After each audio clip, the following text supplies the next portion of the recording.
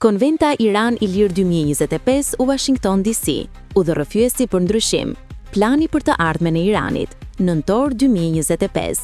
Më 15 nëntor, në Washington DC, u mbajt konventa Iran i Lirë 2025. Aty u mblodhen qindra studiues iraniano-amerikan, aktivist, ish të burgoso politik, të rinj lider, viktimat e regjimit, dëshmitar të kryengritjeve dhe personalitetet të shquara ndërkombëtare. Qëllimi? Të diskutohej një moment kyç me ndryshime të shpejta në peizazhin politik të Iranit.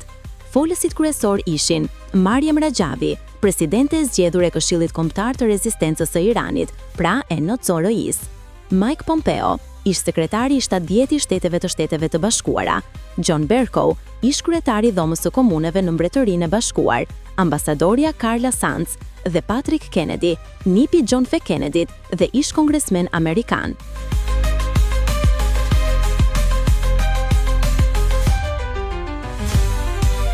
Tema kryesore e konventës, rruga drejt një republike demokratike dhe të begatë në Iran.